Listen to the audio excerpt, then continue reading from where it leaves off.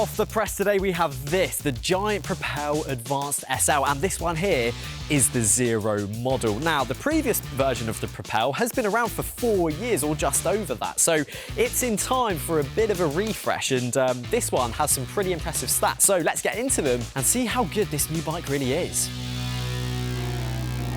Now, this new Propel comes with all the usual promises of being lighter, stiffer, and more aero, so there's no surprises there. However, the numbers themselves are quite impressive. So when we come onto the weight savings, this version over the previous model has saved a total of 327 grams, which is pretty good. Now, that's split across 2 parts.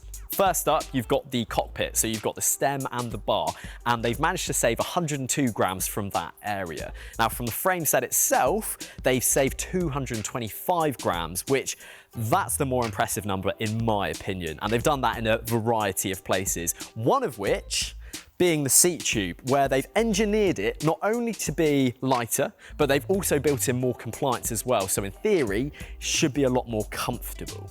Now, cutting the seat post can be a bit of a nerve-wracking time for owners, which is why Giant have come through and they've actually sorted you out pretty well, because this saddle clamp here that, joins the saddle to the frame itself, with this version, you can actually stack it up with 25 mils worth of shim, so you can make those fine adjustments later on if you need to. And in the box, you also get another one of these, which will allow you to do it to 45 millimeters. So if you want to come sell it in the future, then you can think about other people's height and know that they're going to be okay, which is great.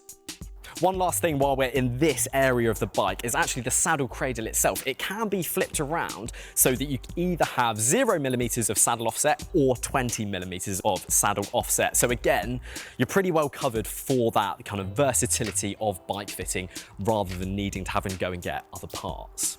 Now, it is only the Advanced SL which comes with that integrated seat post. The other versions of the Propel will have the more conventional seat tube. So if this isn't for you, then you do have other options available to you.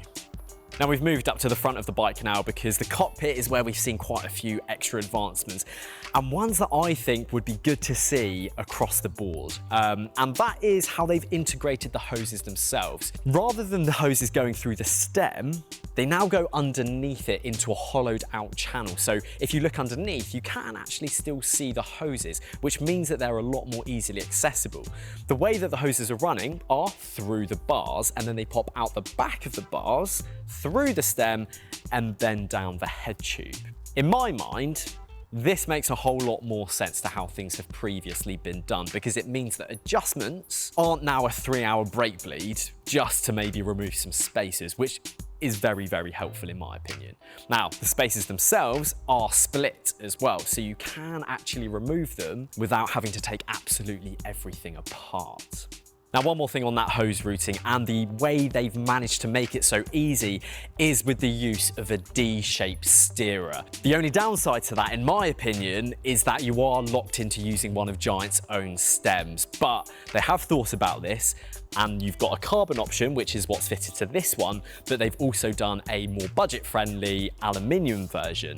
So you do have a couple of options. Obviously, you can't go and use a third-party stem, which is a bit of a shame, but you can still use a third-party bar because it is still a 31.8mm clamp. And if you want to use integrated bars, then you can either throw the hoses out the bottom, up underneath the stem and into the frame, or you can even do it so that they come out the back and in the same way that these bars here do it. So even though you don't have the versatility on the stem, you do still have it on the bars. So we've spoken about the weight savings, but one of the other big claims is the aerodynamic efficiency. Now, this model, compared to the previous model, is 6.2 watts faster, and that's been done in a number of ways. First up, you've got these very special bottle cages, which actually are different, and they are dependent on where you mount them. So this one is designed to be here, and this one is designed to be here.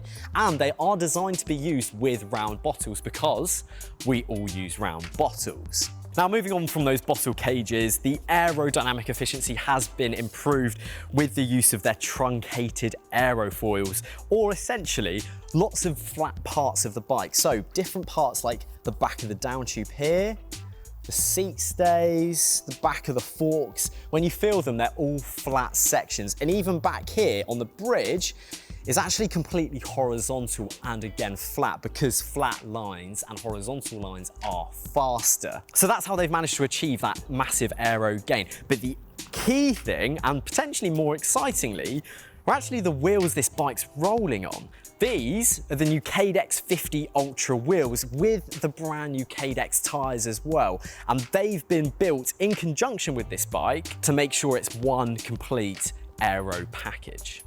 Now these wheels here are actually quite interesting. You may think they're a bit of a strange choice for a bike like this, because usually people that buy the Propel may put much deeper wheels in it, but think about it, you might not need to. And that's because this bike has been tested with a lot of the most popular wheels out there, from the likes of Envy and Zip and DT Swiss. And actually these ones came out fastest with this tyre combo as well. And that is because both the wheels and the tyres have been designed in conjunction with this bike. Now there is actually quite a lot to be interested about with these wheels. You've got ceramic bearings in the hubs, you've got carbon fibre straight pull spokes, you've got hookless rims which measure 22.4mm wide on the internals. There's quite a lot going for them, and because they've been designed in conjunction with these brand new tyres, they should in theory be pretty quick together. Even though Cadex are Giant's in-house brand, they do still want to be seen that they can be fitted on other bikes. So they are available as just the wheel set. And if you wanted to get hold of the wheels just by themselves, I'm told that they're going to be around the £2,750 mark, but that's still TBC.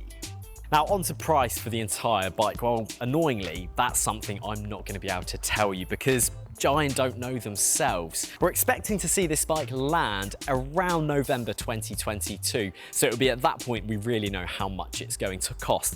But with this build that we've got here, I think it's safe to say we're probably going to be into the 5 figures. Now, like I mentioned earlier with the seat posts, there will be other models available in the Propel range. Now again, still waiting for prices on those, but you can see on screen now what they're going to look like, and I think it's fair to say they do look pretty cool. I think one of my only reservations about the bike is that if this were to be in a silhouette and you took maybe 10 of the most popular aero road bikes out there today, it could potentially be fairly tricky to pull it apart in a lineup. But maybe it's because a lot of the bike manufacturers out there are actually dialing in on what the fastest shape is. So lastly, let's do a little bike weight check, and this one here is coming in at 6.79 kilos, which that's pretty good. So there we have it, there's the brand new Giant Propel. Do let me know down in the comments what you think of it. Do you think it's more of the same? Do you think it's just more empty claims that no one's really ever gonna notice? I think it's quite a cool bike, and I think the wheels might actually be something to get a little bit more excited about. But like I say, do let me know your thoughts. If you enjoyed the video, drop it a like, subscribe to the channel for more content, and I'll see you again very soon.